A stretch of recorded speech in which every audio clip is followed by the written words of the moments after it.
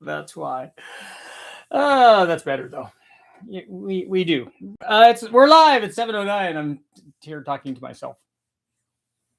Tonight I want to talk about a test I did long ago on a carbureted small block Ford, but it would have been better if it was EFI.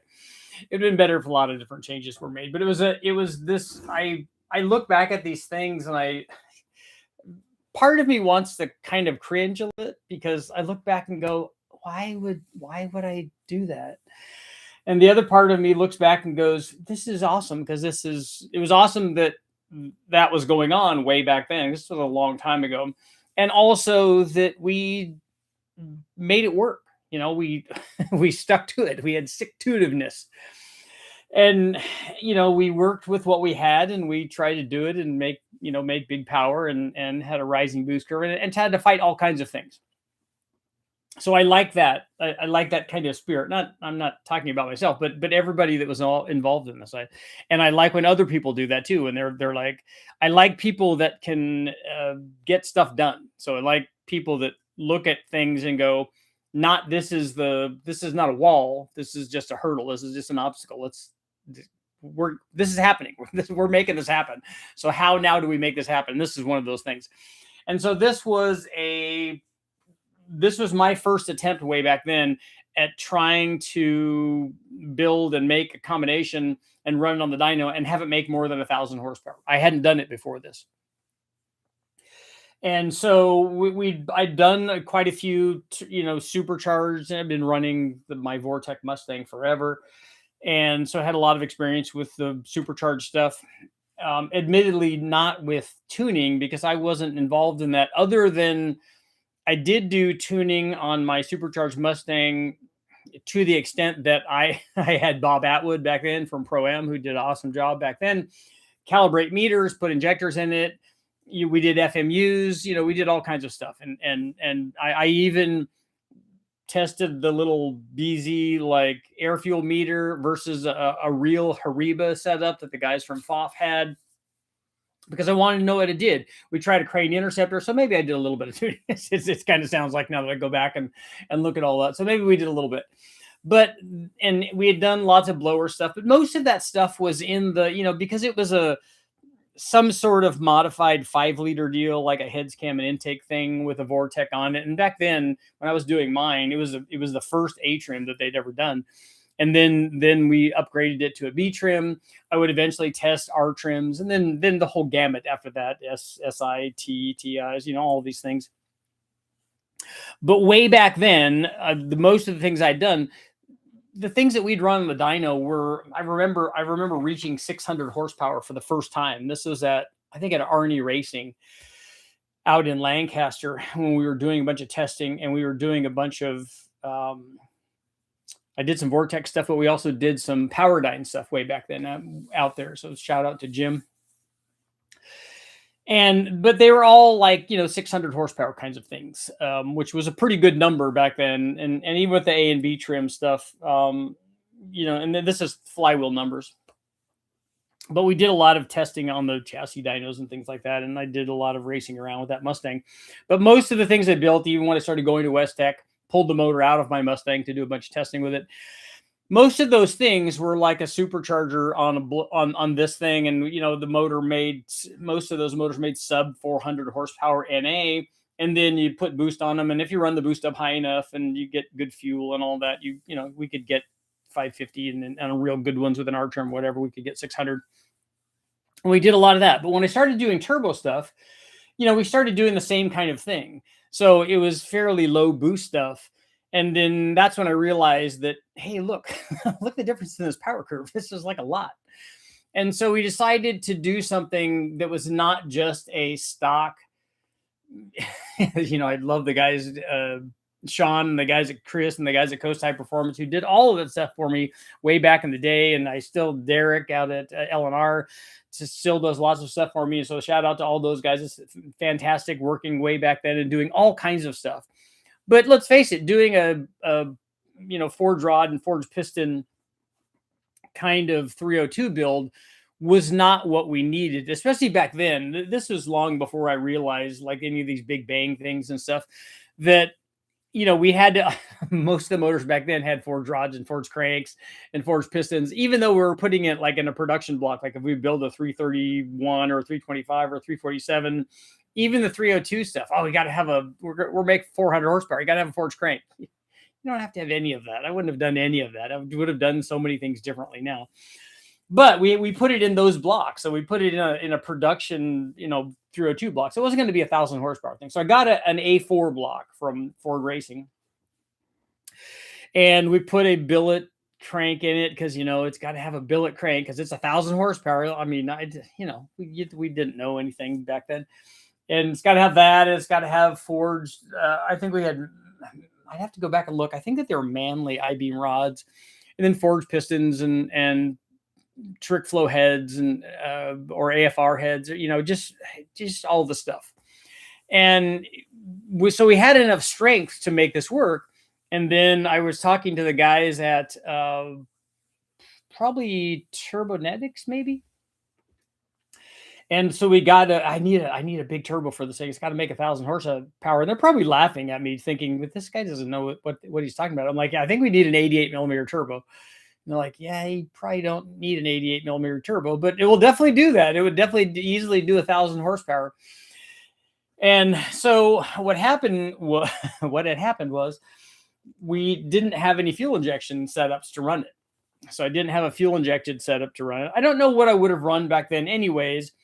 Like a high ram would have been awesome. I wasn't really a big fan of the trick flow R stuff. It was a high RPM thing, but a box would have been good. But I think that this happened even before they came out with the box ram deal.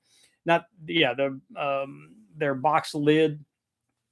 There were downs forwards things and things like that. And it could have made that maybe a Celine one or something, but we needed, what I wanted was more RPM and more intake flow. So we ended up doing a carbureted combination, and we put a Victor Jr. or a Super Victor on there. And then we did a blow through carburetor. I didn't have access to the CSU one. I don't even know if Kevin was even in business then. He might've been. I don't know when he started, but we had a carbon closure from Vortec, and we used probably a Mighty Demon carburetor that we put in there. I don't even remember the Mighty Demon actually being a dedicated blow-through carburetor. I don't know that it had to be in that enclosure, but I also wanted to run an intercooler because we were going to turn the boost up. Little did I know. I mean, this motor made more than 500 horsepower NA, so it was already a good motor. And we only had to run I would think we ran less than 14 pounds, and it made 1,000 horsepower.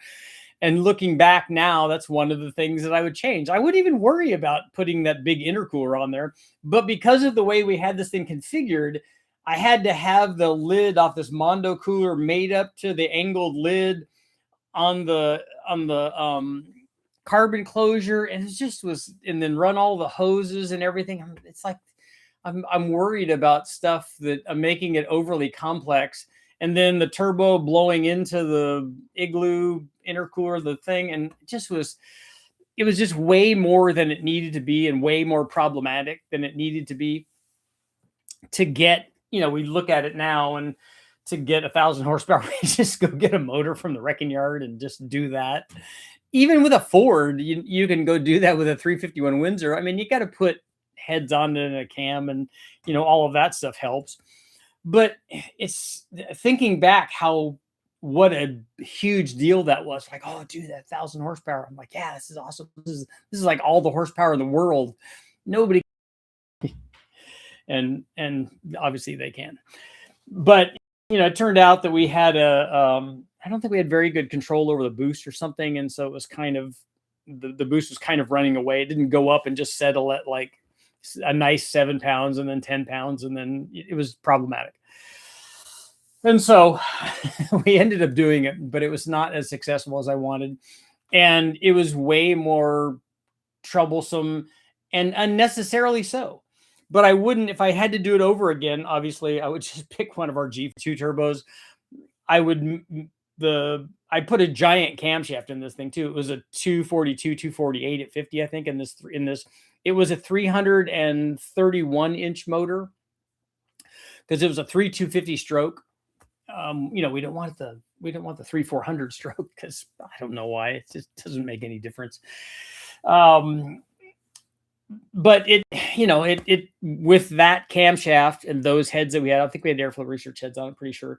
And then we had a single plane intake manifold on there, and obviously wanted to rev too. So not real responsive. It's not going to be real responsive with an 88 millimeter turbo, and then blowing through all this nonsense, and then having to tune the carburetor. And, you know, it was just too much. Now I would just, like, at sub 14 pounds of boost, even though an intercooler would be better, I would just run an EFI, and I'd run it with an intercooler. But if we can't do that, I would just blow through it with an E85 carburetor. And if that's what we had to do, that's what I would do. I'd just put a bonnet on a CSU carburetor or whatever, make an E85 and blow through that. And I would easily do that. I mean, it was a good combination. The motor was a healthy motor to begin with and could make lots of power NA, and it did, because it had all of that stuff. It would make less if we ran it fuel injected. But it's just so easy to do now that I look back at that and think of what a mountain it seemed like it was to climb with all of these things. And I remember picking up that turbo, because it was a mid-frame turbo, I think. And picking it up, I remember I got the box from the guys and I picked it up. I'm like, who has this on their car? It's like picking up a 671 blower or something. It was ridiculous. But, you know, you had to have those giant turbos when you're trying to make 4-digit power. Now I look at the turbos like that G42, and I'm like, or even the G35. The G35 is rated at more than 1,000 horsepower, and, you know, the turbo's this big instead of this big, like that 88. It was just silly. So we got to have a poll, right? Yes, we do. Do we? Yes, we do. So what did I post on today? Oh, here we go. Should I do another video?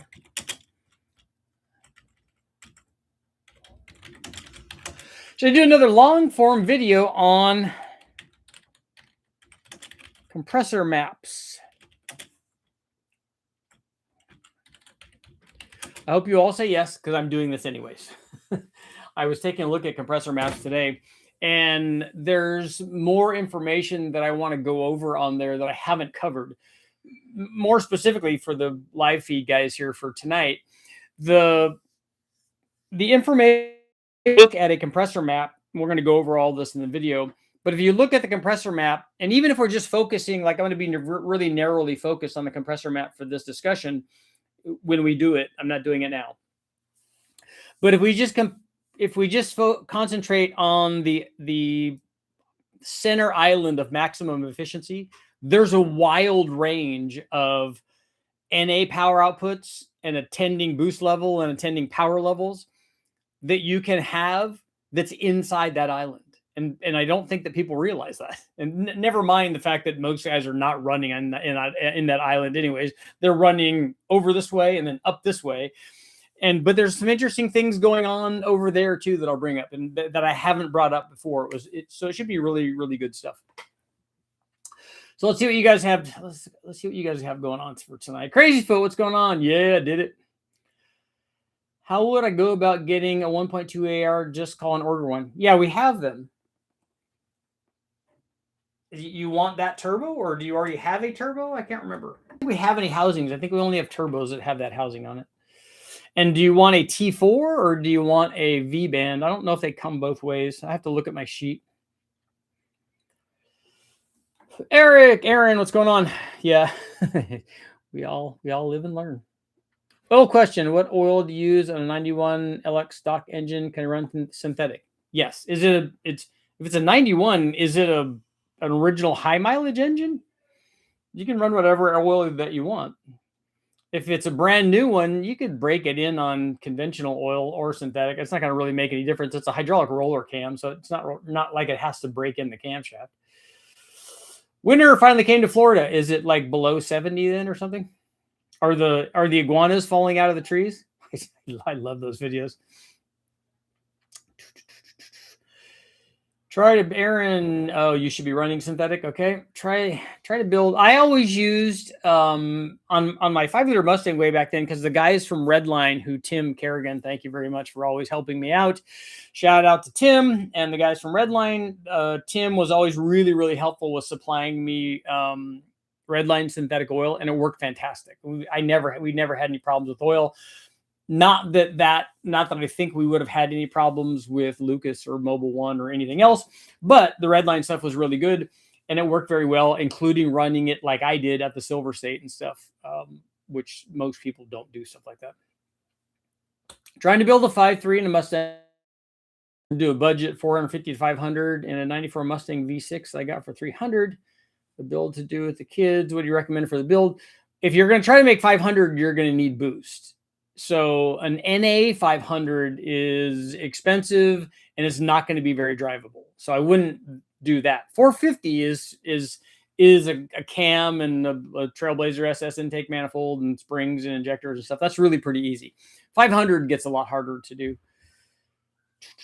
Trying to ask you about this a few nights back. What's the difference between carbs and boost between the CSU with a bonnet and a carb with a box style? What's the difference in the carburetors? You can use a non-dedicated blow-through carburetor inside an enclosure, just a regular carburetor, which is what we did on this. Although I still would recommend a blow-through carburetor. But on a bonnet, it has to be a blow-through carburetor.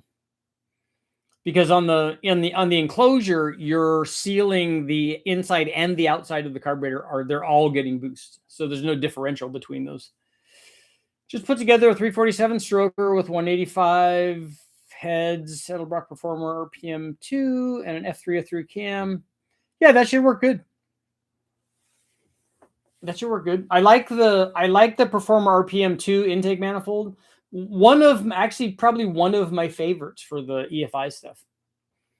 Although I'm sure when I try the Holley Hiram, which is like to me is going to be like the old Flowmaster that not very many people have heard of, which is basically a YN tunnel ram with a box on top of it. I think that's going to work really well. Using the 1600 horsepower turbos, 426 Gen 3 Hemi, Holley Hiram, tick low profile intercooler. How much heat exchanger do I need for them? Or is this a volume thing or a size thing? I plan on 1500 horsepower. Well, is this going to be just a drag race thing?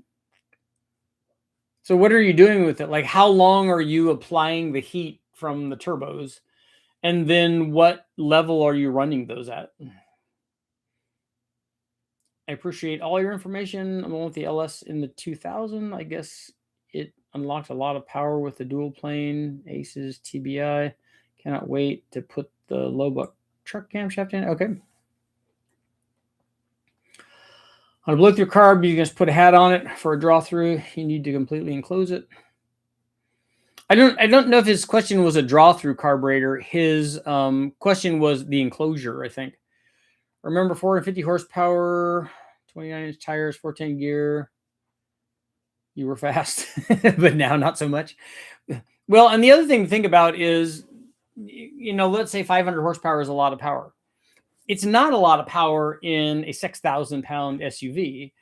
It is a lot of power in a 2,900-pound Fox Mustang, especially with 410 gears.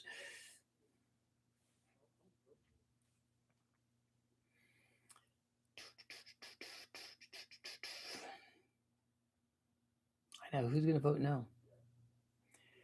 How does boost reference fuel pressure regulator factor into boosted carb tuning? Well, you have to boost reference the fuel pressure regulator, or regulators in our cases. We run on the dyno. We ran 2 of them. You have to reference the regulator from the top of the hat, not from under the carburetor. You have the boost reference, because you have to have more fuel flow. You have to have fuel flow. The pressure has to be 7 psi greater than what the boost is, because otherwise you won't have fuel flowing into the carburetor. Yes, on compressor maps, I have a basic idea what it means, but more information wouldn't hurt. Yep. Plan to stay NA with that combo. Good to see you guys. It's all original. 50 miles. 50 miles on the On the motor, on the 5 liter? Yeah, it's fine. Remember when Engine Master salad bowl for the win? Yeah, yeah, the salad bowl is very, very cool. I always wondered if a radius turbo intake pointing straight up would also have a noticeable gain. A turbo, like, are you talking about an elbow and then going up, or what are you talking about? Salad bowl was gravity feeding the carburetor. Florida Sasquatch caught on camera eating frosty iguana kebabs. Very nice. That's a very Florida thing. Boost will push back on the fuel in the carburetor and reduce fuel flow. Boost reference fuel pressure regulator increases fuel pressure to account for that.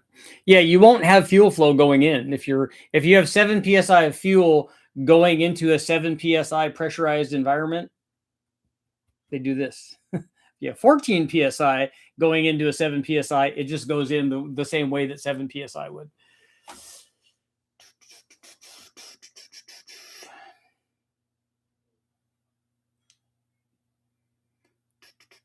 What's your compression ratio? AFR 185 heads, RPM 2 intake, F303 cam. Should the small trick flow stage 1 fit okay and a small block Ford with true flat tops? Yeah, because a small block Ford, a late model small block Ford has flat tops in it. I'm trying to remember what because they were made by TRW back then, the forged ones anyway. I don't remember I don't know if the later cast ones looked different than the forged ones. I remember we had to machine valve reliefs so that we could run more camshaft in them. Last night was in the 30s. Oh, that is cold. Right now it's in the 40s. Yeah, that's cold. It's 50 here. The guy with the turbo F22. Do you have a chance to look up the information you were talking about yesterday? Oh, okay. Yeah, I did not.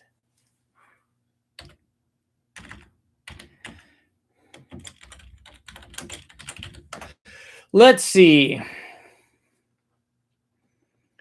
The engine makes maximum power at 5,200, a stock one. Wow.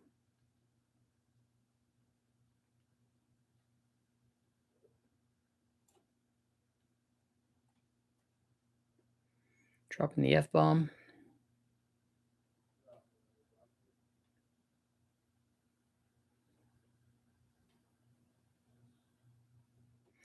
Produces 125 horsepower, 5,200, and peak torque of 137 at 4,500. Engine's known for smooth and linear power.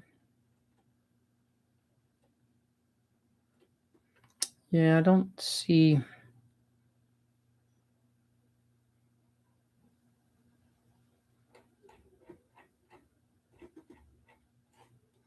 Stock. F22 power curve. DYNO. Let's see. How to read a dyno chart. That's not good.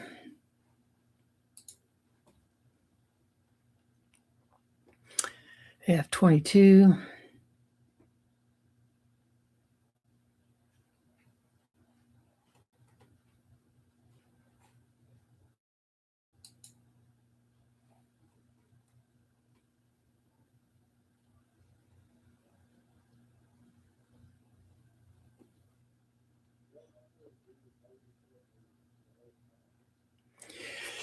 Yeah, I don't see I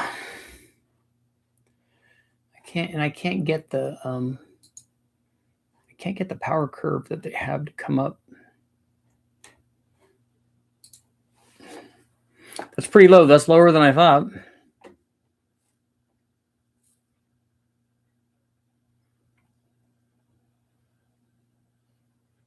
In the 20s here, yeah, that's boost weather.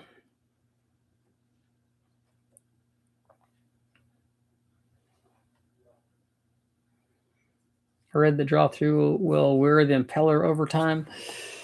Yeah, any sort of thing going through the impeller blades, it doesn't want to hit fuel or water or anything else. Not rocks and birds and things like that. I'll watch whatever you post. Always learning something. Thank you very much. A race with the ECAM, TFS heads, CARB with nitrous, etc. Ran 2050. Now I put 100% stock. Should stay with 2050 or go back to 530. Car's not 100% stock again. Best run's 1040. It's not the best run with the nitrous and stuff was 1050, right? It doesn't run 1050 stock. Is that what you're saying? I'm curious why you selected 2050 oil when you were running it with the other stuff. I don't know why you'd want something that thick.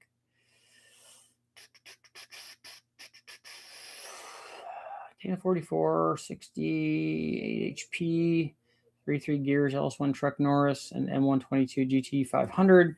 What else should I keep in mind? What are you trying to do? What are you trying to do with that whole combination? Radius entry with a bend facing up. I wonder if gravity would make a noticeable difference. You think gravity aids the airflow?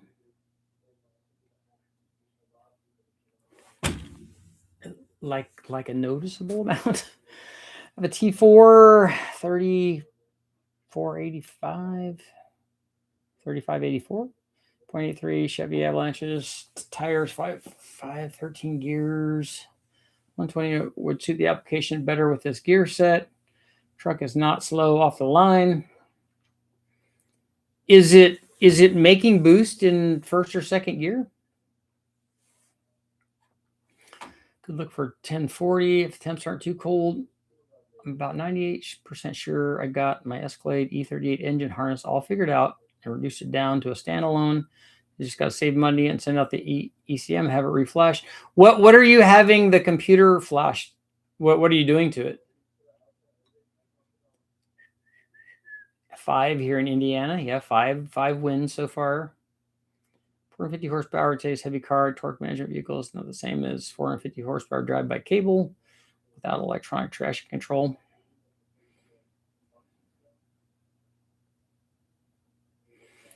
So is it normal that my power falls off after 5,000? Well, if it makes peak power at 5,200, it should not fall off after 5,000. I still would look at what's going on with your boost curve.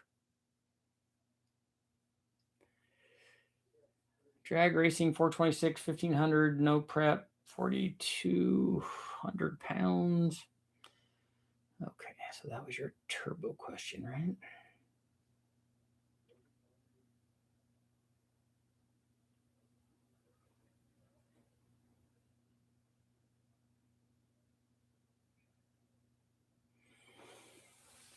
Well, the heat exchanger really isn't going to be working while you're making the pass. It's not going to be doing anything. It's just going to be doing something when you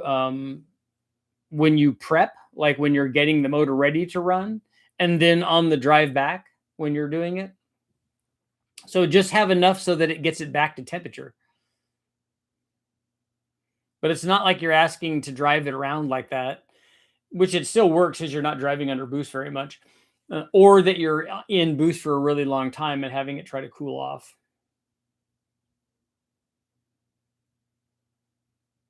Salad bowl for the win. I do think it's a gravity that gave the salad bowl the superiority. I think that that's not it. In fact, I'm 99.9% certain that that's not it.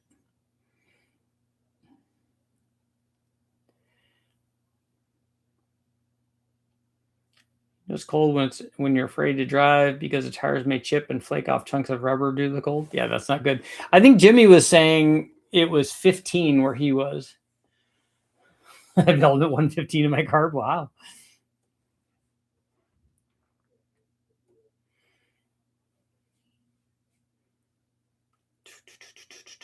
Did you get that out at S7? Log style manifold. My tuner said it creep boosts pretty good from 12 pounds at peak power at 4,200 up to 20 at redline. That's what he told me. Then it shouldn't be falling off. If you have a rising boost curve going from there to redline, there's no way it should fall off. That's not a camshaft. That's something else. Just started raining here in the foothills of Mount Rainier. Nice. I remember doing a book report on Mount Rainier when I was in grade school. We had a week of sunny days. I know we had lots of sun here too. Is there anything wrong with running no vacuum to the fuel pressure regulator on a Fox body? Give me full PSI all the time. Well, it's going to have to trim more fuel when you're driving around. under cruise, you're gonna have to have more fuel trim, because when you have a reference going to the regulator, it lowers the fuel pressure under and any sort of high vacuum situation. But it will definitely work. We've done it before. Without gravity, you have no airflow.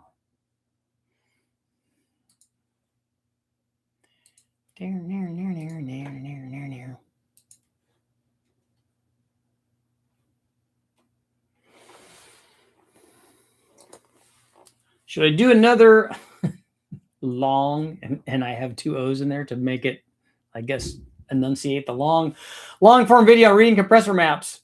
Who is 12% that would say no to that? Who doesn't want more compressor map information? Barbecue in Boise and a balmy 28. So are you out doing the barbecue thing when it's 28? Because that's gangster.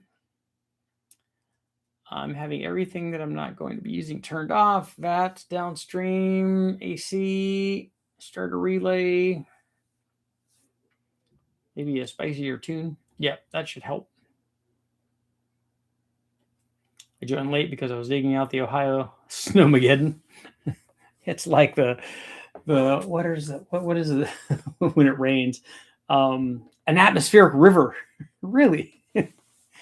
It can't just rain and the people go out. And what might you suggest to look at if we don't think it's the cam? I would look at the boost curve and the timing curve, and then see if you have leaks in there anywhere. I mean, it seems like you want to put a cam in it, so you should put a cam in it. Or you could shorten the intake runner length, but it should not be, the power output doesn't just fall off after the horsepower peak. It tapers down. In Louisiana, Florida, we got to let the gators in so they don't freeze to death. Did you just bring them into the house and let them sit down and watch TV?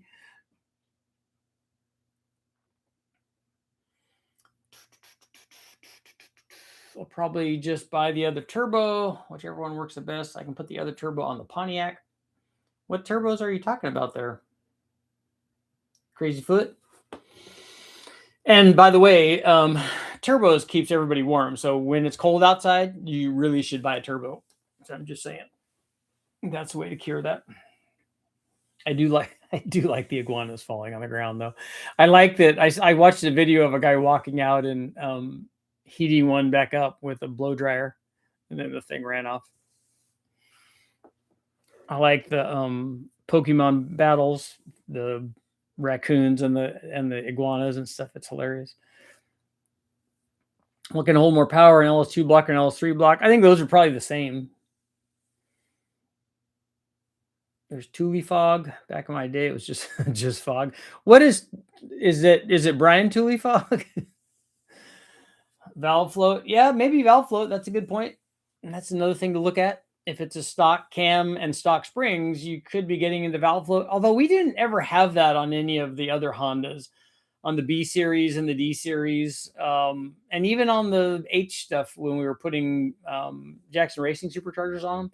We never got into valve float issues with the boost. I mean, we weren't running a bunch. It was, 12, 13 pounds and less normally like 7 or 8. Iguanas really pass out. I live in Arizona at 70 today. Nice. Even over exaggerating, it doesn't literally fall off. It just sort of tapers down by about 70. Just send me an email, and if you do have a shot of the dyno curve, like you have a screenshot or something, just send me that and I can look at it. I agree. My C6 Z06 with the DeWitt's radiator and the giant aluminum block takes ages to come up to temperature. Yeah, it can. I hope by spring I can buy the 8.1 cam. 3584 or whatever. I always get the numbers backwards. Okay. Order turbos while barbecuing in heaven. Exactly. That is especially barbecue is good no matter. It doesn't. I kind of want to go get some like OG Texas barbecue somewhere. I want to go visit Chad maybe in Texas and get some. I do like barbecue. Dumb thing I did, put cam 2 in my lawnmower because I love the smell, and of course it would make more power. On the second attempt, it blew up and locked up solid. Really? The cam 2 didn't It didn't like that. We just walk up to the iguanas and pick them right up. Yeah, I've had lots of iguanas when I was little. I had them as pets, and I'd catch lots of lizards and stuff, and so iguanas would be not a problem at all. If it's warm out, they're hard to catch. They're fast.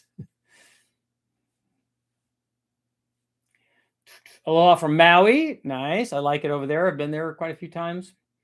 Richard, the cams that you sell, do they work with stock push rods? Yes, normally they do.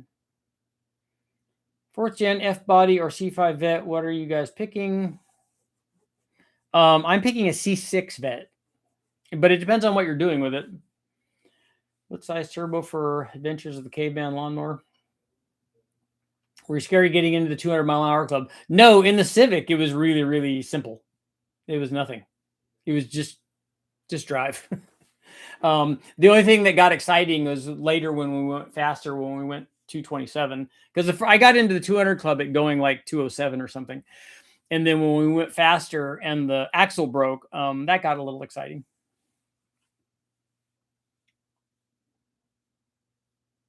Ever been to Salty's in Bakersfield? I haven't.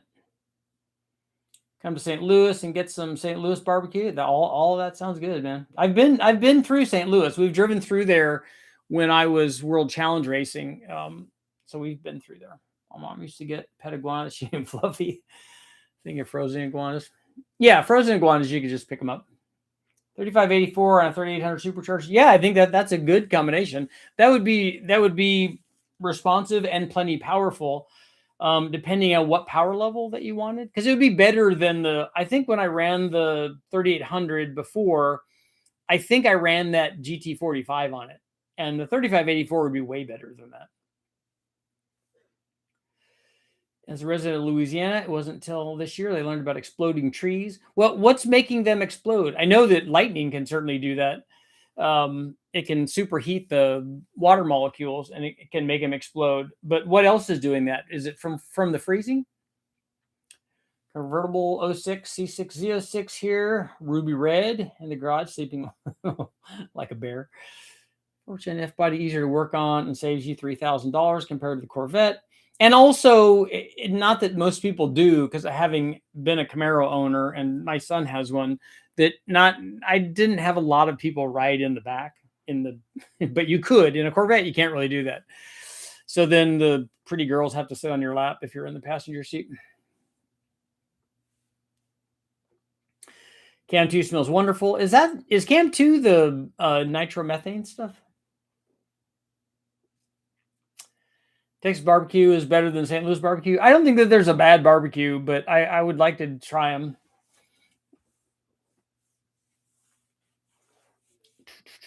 Why not use HP tuners? There's a lot to learn, but I made the mistake of paying for a tune. What I got was not very good, even though the tuner was reputable. A lot of times, even if a tuner is good, if he hasn't done that exact combination or something close enough to that, it takes a while to get it right. The sap and the water inside the trees freezes incredibly fast and expands them to fracture. And it sounds like a shotgun. Wow, that's very cool. That's like when I did in chemistry when we got to play with liquid nitrogen, and then you freeze the banana, and then when it thaws out, it turns all into mush. Why did my 6-liter blow-ahead gas go with only 8 pounds? Because you had something that wasn't right. Probably timing. Or air fuel. Air fuel would be less likely because it takes a lot. You have to be in boost for a long time for the air fuel to cause a problem. So more than likely you had too much timing. Dr. Hoggly Woggly's Texas Tyler Barbecue in Van Nuys, California. Oh, okay. I didn't know that there was one in Van Nuys. I'll have to try that. If my compressor outlet has an ID of 2-inch, what should my cold side plumbing be for a 400 horsepower V6? You could run 2.5 on that. That's fine. Most people step up from the outlet side of the turbo compressor anyways. My wife got her license plate, Ruby slippers, nice. The Wizard of Oz got her ruby red, nice. Cam 2, I think, is leaded gas. The pump is purple and at the one place by me. But that shouldn't hurt. Even if it's leaded gas, that shouldn't hurt a lawnmower. I thought it was like heavily oxygenated, like nitromethane or something, so that the airflow would be way off. But that shouldn't hurt a lawnmower. Okay, let's see. I'm going to look at your dyno graph now.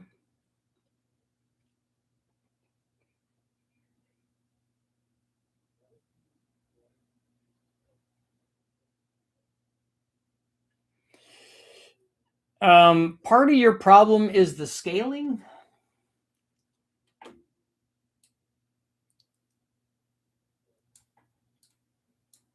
Yeah, part of your problem is actually the scaling.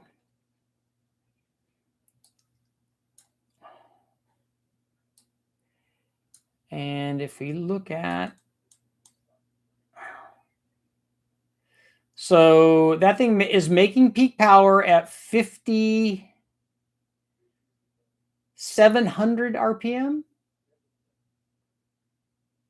and then drops out at 6,100 RPM, drops by, I need to see what the scale is, about 20 horsepower.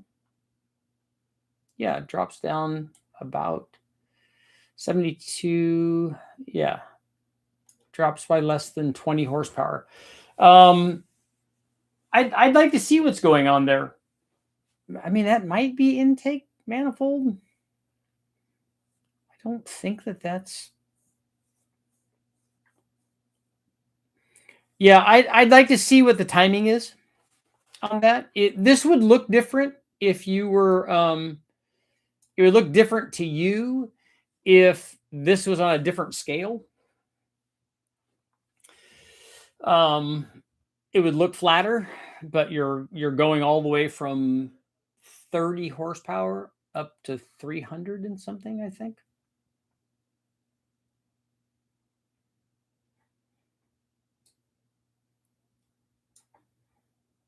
Let me see here.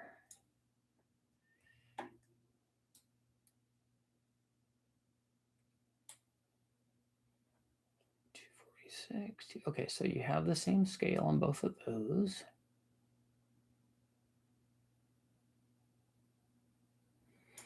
Yeah, I would look at the timing and see. And my guess is that thing probably has a really long runner intake manifold.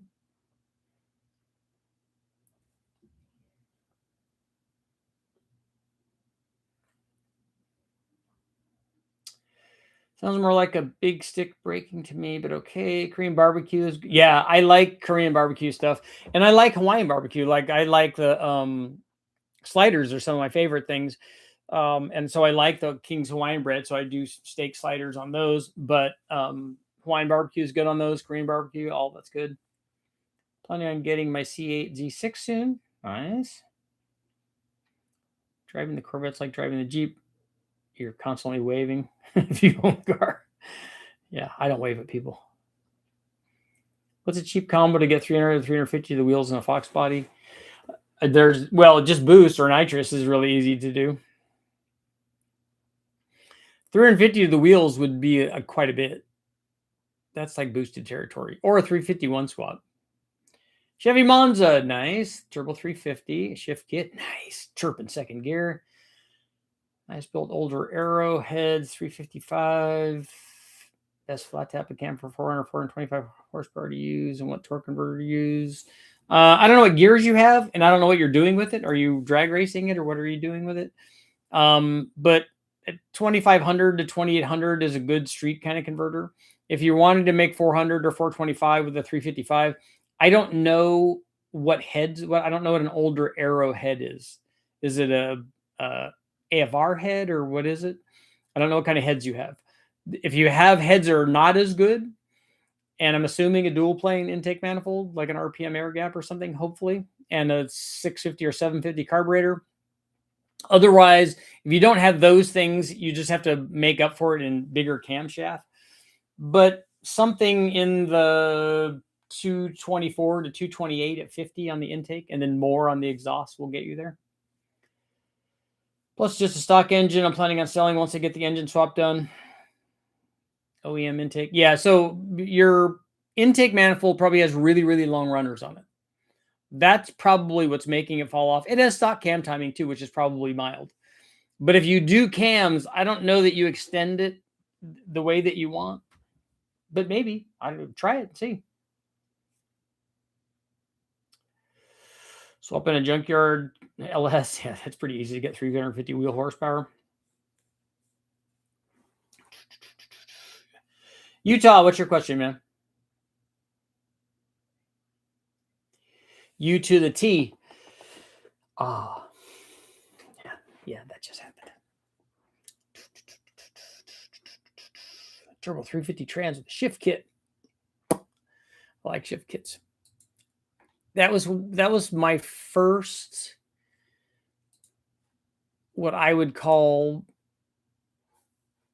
like major upgrade to my Camaro. I mean, I think we put suspension stuff on it. I think maybe before that, but my dad helped me do a shift kit. You know, the $25 ones that you get at the auto parts store or whatever. Take the pan down, take the valve body down, separator plate, put a new plate in, put magic check balls in, springs and stuff, and put it back together. And so it chirped second. And then it was cool. Then it was a cool Camaro. It's not that it made a lot of power, because it didn't. Sounds like you're not biased. No, I'm not. There's all good stuff everywhere. 86 block ported GT40s, ported performer, HO cam. Oh, just saying what's up?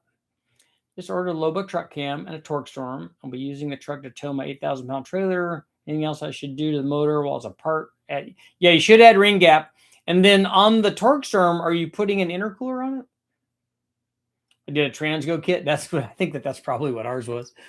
It might even have been a more generic one than that. If theoretically I wanted to make 1,500 horsepower with aluminum 5.3 that would live for a decent number of passes, what would I need?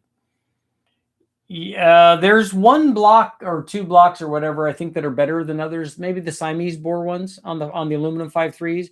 You're going to need I don't know that. Well, there are guys that are doing that. You're going to need all of the stuff though. Capizzi probably has a pretty good idea what to do. I don't know what crank and rods and pistons he's running for that stuff. The thing that you're going to have to get into, probably, we didn't have that problem on the engine dyno, but you might have to get into hoops and you'll have to have a good set of cylinder heads that have thick decks on it. You probably have to have, a lot of guys go to 1/2-inch head studs in that kind of power level. We didn't do it. We just went to CA625 ARP stuff, and that worked fine. And we just had MLS gaskets. But I think guys are probably at that power level getting into some of this other stuff. What turbo would you recommend for a 1.8 16 valve? Is it a VW one? Because they have drop-in VW turbo upgrades for those, if that's what it is. Rear mount turbo C3 Corvette. This past weekend ran 1019s. Temperature is 46 degrees. That's definitely boost weather. 1025, 1030. No intercooler, 1 hour in between hot runs, not heat soak. Temperature caused the difference. Well, but I mean, that's almost no difference at all. You're talking about a tenth. Is the car that consistent? Is the power output that consistent? Is the track that consistent? Is the track temperature that consistent? I mean, a tenth to me seems like it is not a difference. I mean, it's a lot if it's a like stock eliminator car or something like that, but I don't know if that's that.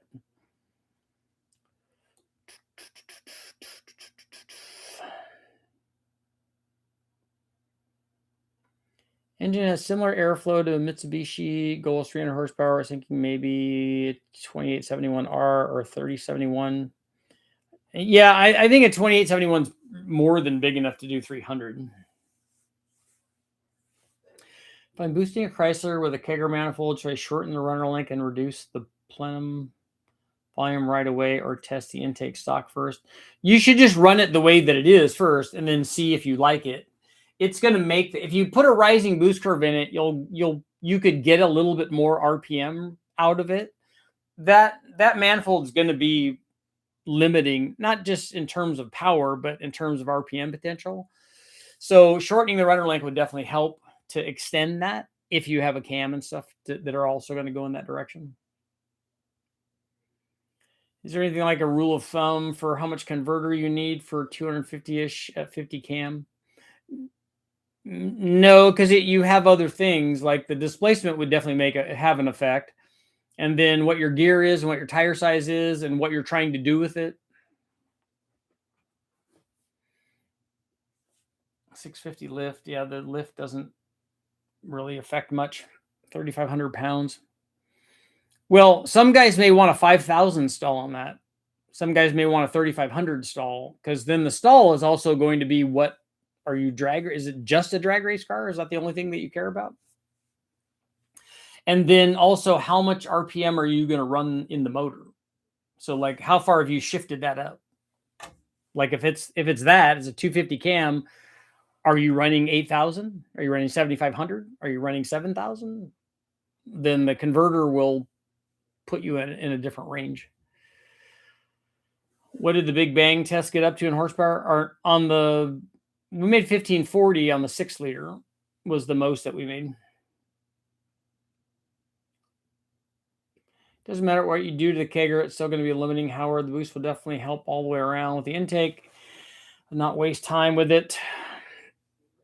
The Hughes air gap EFI manifold would be the way to go. I agree. A different manifold setup was going to be necessary. I don't know that you can modify. Like we tried the modified version of the kegger manifold, and it made more power, but a lot of it came from the bigger throttle body, and the manifold itself didn't seem to change things dramatically. Like it didn't do a single plane intake manifold kind of change that we would maybe have wanted to see. The arrowheads were sold for years in the back of Hot Rod Magazine or Carcraft. They were bought out by another company. Yeah, I'm not familiar with those. 270 to the wheels. It's an old Mazda FPFS engine. They came in the Mazda MX-6s, 626s. I'm familiar with those. Also, a Ford Probe engine is a bit limited by RPM. We can take it only to 7,200 due to the oil pump. And what was that motor originally rated at? 1990 Corvette swap, Summit 450 horsepower, 5.3. Okay, that's all cool. 7,000 RPM, heads flow 350 at 600, 90% street, occasional strip.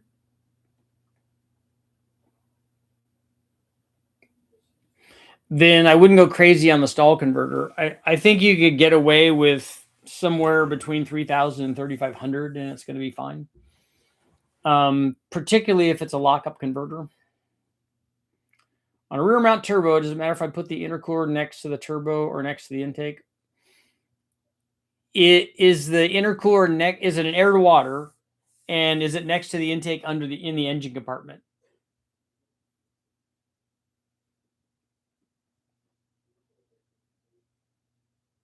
I think it probably cooling it right before it goes in the manifold, I think gives you a better shot at having it be cool when it goes into the combustion chamber. It might heat up some coming out of the cooler and then going from the back of the car all the way to the front of the car. It originally comes 105 in the weakest version. Strongest one is 170. Yeah, adventures. Let me know how that all works out. I'm kind of curious to see. On form, we're definitely going to do that.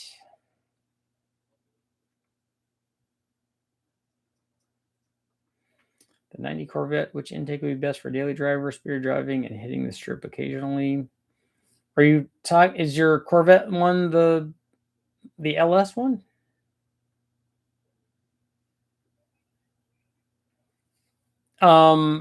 A fast is the best cathedral port manifold that you could put on a cathedral port motor. Doesn't make the most peak power, but it's really close. But it fits under the hood. And so for that thing, it's going to be a fairly mild combination. Then that's what is best. You could go with an LS6 or the Dorman LS2. The Trailblazer SS is probably not going to fit in that, but the LS6 is a good one. Really only have rear room in the rear of the car or in a cooler, so I just want to know if it would be worth it. I don't know what the difference is. I would have to see. I'd have to data log that and measure it and see what's really happening there in one place or the other. It might be that we're worried about nothing, and if it's like, what if it's 10 horsepower? Again, that's just nothing, because it's not to worry about. Do you have an opinion on a Borg Warner 6673 versus the GTX 3582? Any real advantage either way? Isn't one of those going to be a lot less money than the other one? Mine makes 130. It's a later model 1.8, but I have a 93 626 hatchback. I raced against a guy in USTCC that raced in a 626. Just afraid if I go the turbo, it's too big. It would be super laggy. I think the 2871. Yeah, I wouldn't go bigger than that. Can I put a 463 valve intake on a 2 valve? I don't see how that's going to fit. That's a good intake manifold, though.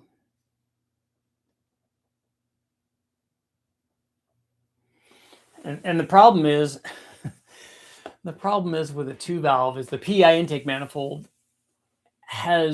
it offers such good like low speed power, and then when you do a shorter runner manifold, which all the other ones were, the P51 and the Rykart Racing and all the things, and the Victor Juniors or Super Victors or whatever, you miss that low speed power. It does limit power at the top, but I don't know if if there's a good like intermediate kind of intake for that.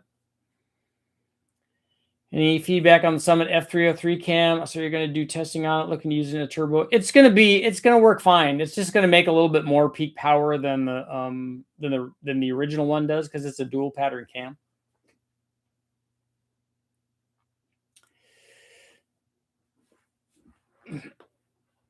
Yeah, it has MREX in it, and so do the 4-valve stuff, but the 2-valve obviously doesn't. Surprising, but he ran 626s in racing, but it's quite light, has good suspension. I guess it's not too surprising. And did they offer that with a little V6 in it? Wish they made a high ram. Yeah, that's why I made my own manifolds for the 4.6 valve stuff. Got introduced with the 3-valve at a couple of those cars, but awesome fun. Burnout cars sounded great with cams. Yeah, the 3-valve was a big improvement in power over the 2-valve. The 3-valve basically made Cobra power, 4-valve Cobra stuff, not 0304 Cobra, but the NA stuff. Chrysler Magnum going to be messing with us, a 3.9. I have a throttle body from a 5.2 available. Should I go with that with boost? It's not going to make any difference. I mean, I don't know how much bigger the throttle body is, but it's more than likely that if your throttle body is not restrictive to a stock 3.9, which it probably is not, it's not going to be restrictive under boost, because the pressure is blowing through the throttle body, so it's not going to be restrictive. It's going to be fine. We got 1 more minute. Oh, I'm sad that I'm not down with all the guys doing the MPMC conference, where we get to sit down and do the speed dating with all the manufacturers and stuff. But sometimes you can't make all that. Offer with a 2.5. That's what he had in his was a V6. There's some people who have made 600 wheel horsepower with those. It's a very cool engine. I can't swap mine because I'm in Europe. Yeah, his was a V6, because I remember his being, I had a B16 Del Sol, and his would pull harder coming off of the turn. But then we did get a chance to run when we ran at Road America, which is a fairly long front straightaway. And it was I think that was the only track that I ever got into 5th gear in my Del Sol. But I could go by him on the big end. So his had good torque, but the 1.6 VTEC motor was pretty good.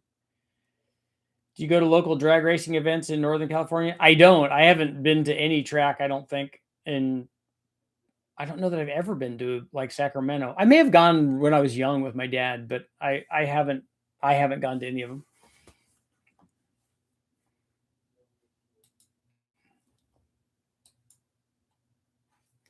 There. Got 1 more minute. Time. It's ticking away.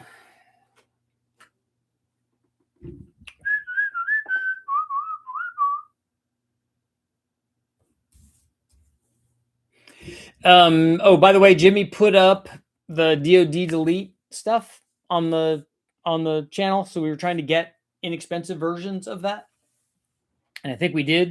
And we came up with versions for guys wanting to do, head bolt upgrades, ARP. We might talk to the guys at P1. We have those, and then different bore size gaskets and stuff. And so all of those are up on the store now. Old school Japanese cars are awesome. Yeah, I agree. Do you have any options or opinions on the Tremec TKX transmission? I think that I have one of those for my Mustang, for my LS. Best place to learn HP tuners with zero experience online. There are places to go that have classes. Holly has stuff.